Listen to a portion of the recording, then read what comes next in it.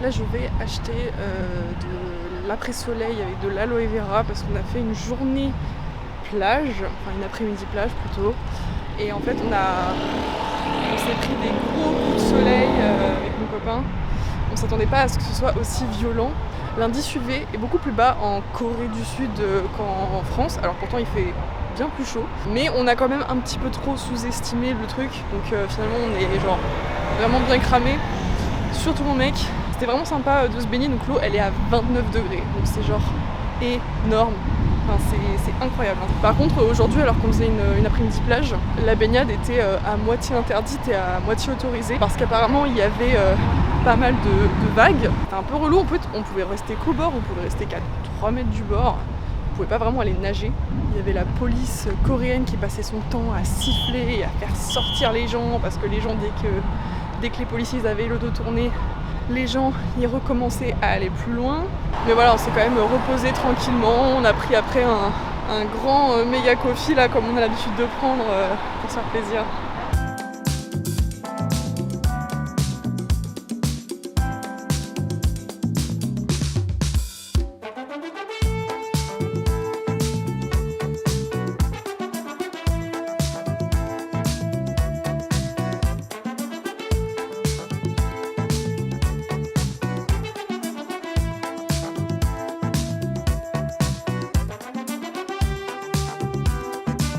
On a fait le temple de Yongguksa, si je dis pas de bêtises. C'est un temple qui est en bord de mer et ça c'est assez atypique finalement. Souvent ils sont dans les terres, les temples. C'est un temple du coup qui est très connu. Le temple est vraiment magnifique au niveau de l'architecture des bâtiments. Il y a aussi une sorte de pont en pierre magnifique qui relie deux rives et on a la vue du coup sur la mer.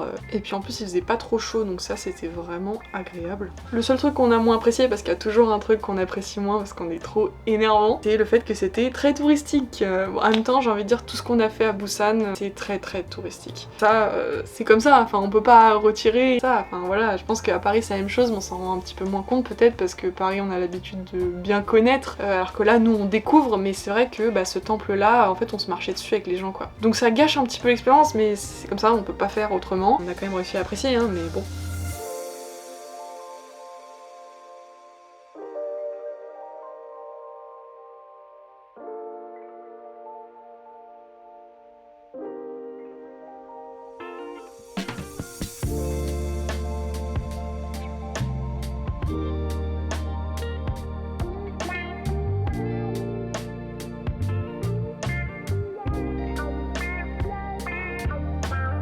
Et on a assisté à une cérémonie religieuse où il y avait un moine qui chantait et qui en même temps avait un instrument sur lequel tapait avec une sorte de baguette, une sorte de tambour en fait. Et son chant ainsi que le tambour, c'était vraiment hypnotisant.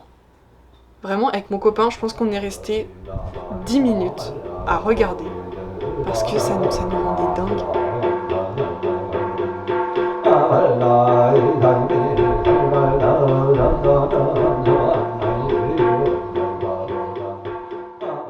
Et il y avait des Coréens particulièrement et d'autres étrangers. On passe sur le côté, on peut retirer les chaussures et ensuite on peut faire une prière. Nous on l'a pas fait, mais on a regardé et on a trouvé ça vraiment hypnotisant quoi. Et c'était beau, c'était calme en fait, c'était serein comme ambiance et j'ai vraiment apprécié ce moment honnêtement. Il y avait des touristes qui laissaient des petits mots sur des petites feuilles dorées avec des sortes de vœux. Donc on l'a fait, bon je dirais pas ce que j'ai mis dessus parce que c'est confidentiel, voilà. Mais c'est mignon d'avoir laissé juste une petite pierre à l'édifice et de l'avoir accroché parmi toutes les autres feuilles dorées.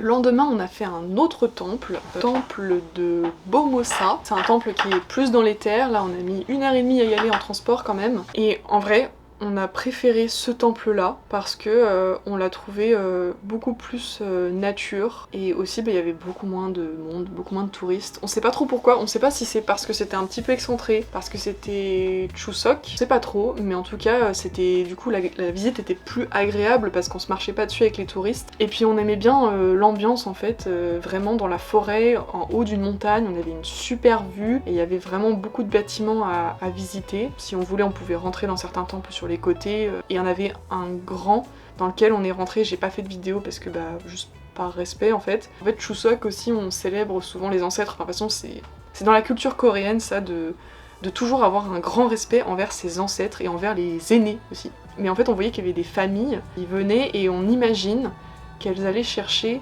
des petites feuilles, parce qu'en fait, il y avait des sortes de petites feuilles un peu partout dans le temple, avec des écritures coréennes, certainement des noms, et il y avait des familles qui faisaient des prières et qui faisaient des offrandes aussi. Donc en fait, il y avait des paquets de riz, il y avait des fruits et des légumes dans le temple, parce qu'ils faisaient des cadeaux à leurs ancêtres.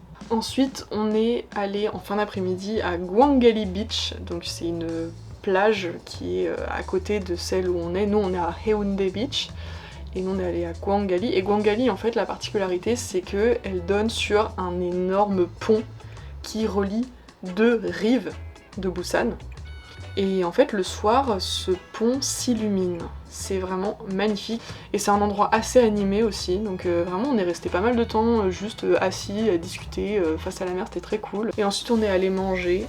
Et là, je crois que j'ai pas fait de vidéo non plus. Bah, je l'ai mis dans ma story. Ça s'appelait un jjajangmyeon. Et donc le jjajangmyeon, c'est des nouilles avec une sauce soja et des légumes fermentés. Et c'est hyper épicé. En fait, c'est hyper épicé parce que les petits trucs verts qu'on voit sur le dessus, c'est du piment. Alors moi, ça va, comme j'ai dit, je tolère, mais mon copain, pas du tout, et donc ça a été une horreur pour lui, vraiment. C'était vraiment une catastrophe. Mais moi, j'ai trop kiffé. Après, je pense que je reprendrai ce plat, mais sans les épices, pour voir un petit peu comment ça fait. On m'a conseillé, donc je goûterai. On est bien rentré à Séoul après ce petit séjour de 6 jours à Busan quand même, hein. En vrai, on a bien profité. C'était vraiment très très très cool. Bah du coup, le dernier jour, on est allé à l'aquarium de Busan parce que monsieur adore aller voir des poissons en aquarium, donc on est allé. Bon, moi à la base, je suis pas hyper fan, mais enfin, même si à chaque fois que j'y suis, je suis quand même super contente. Et c'est vrai que bah, en soi, on avait quand même fait le tour de Busan. C'était une bonne activité à faire le matin avant de partir. En plus, on a pu laisser nos valises à la consigne, donc c'était pratique. Et puis en fait, finalement, bah moi j'ai trop aimé la visite parce que j'avais l'impression de faire un documentaire animalier. Je me suis éclatée avec mon appareil en vrai à faire des vidéos surtout et quelques photos. C'est pour ça que je vais juste vous laisser apprécier le moment. Je vais essayer de faire un truc sympa avec une musique, un petit montage, et j'espère que vous aurez l'impression que vous êtes sur National Geographic, ce serait sympa.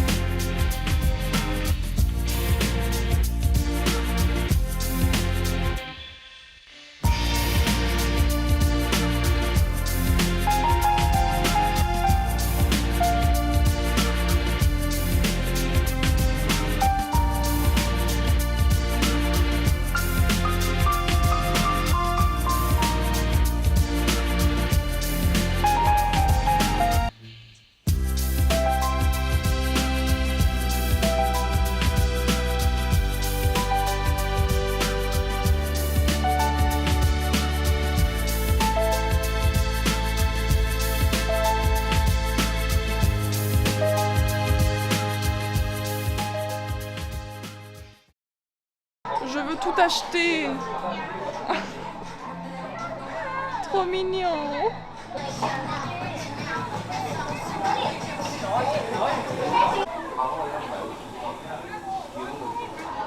J'ai craqué à la boutique. Tiens donc, sans blague, Saint-Homme. Il est trop mignon. C'est une loutre. Alors faut savoir que j'adore les loutres. Je trouve ça trop mignon. Il y a un moment sur Instagram, je me suis retrouvée à regarder 2-3 vidéos de loutres et en fait j'ai trouvé ça beaucoup trop mignon et je sais pas, je trouve ça une tête vraiment très mignonne, donc j'ai acheté une loutre. Pour ceux qui savent, j'aime beaucoup Animal Crossing aussi, voilà. Et du coup je savais qu'il y avait des animaux loutres dans Animal Crossing parce que je lui cherchais un petit nom à celui-là. Et du coup il s'appelle Lionel parce qu'il y a une loutre qui s'appelle Lionel dans Animal Crossing, voilà. Donc pour résumer Busan, en vrai quand on a le temps d'aller en Corée du Sud, quand on y passe je sais pas, au moins 2 semaines. C'est sympa d'aller faire Busan, en vrai, y a 2 temples qu'on a fait, Yongguksa et Bomosa, c'est vraiment à faire. Ensuite il y avait le Gamcheon Village qui est super joli et qui a quand même aussi une histoire, donc c'était intéressant à faire. Et rien que pour les plages aussi, en vrai, la plage de Haeundae, là où on était, franchement c'était trop bien quoi. C'est fou de se dire qu'on s'est baigné en Corée à 29 degrés, enfin c'est trop bien. Puis c'était vraiment la meilleure période parce que vu qu'il faisait super chaud, c'était quand même très agréable de se rafraîchir dans l'eau quoi. Donc on a pu se le permettre financièrement, on a pu se le permettre parce qu'on avait aussi le temps. Donc c'était trop cool et en vrai ça faisait bizarre parce que quand on rentrait, j'avais l'impression qu'on rentrait à Paris comme si les vacances étaient finies, alors que non, on rentre à Séoul et que c'est pas fini en fait du tout et que cette parenthèse de Busan était incroyable, mais franchement à Séoul on a encore tellement de trucs à faire que c'est trop bien quoi. J'avais aussi finalement hâte de rentrer à Séoul. Laissez un like, commentez la vidéo et puis abonnez-vous si c'est pas encore déjà fait. À bientôt dans le prochain vlog.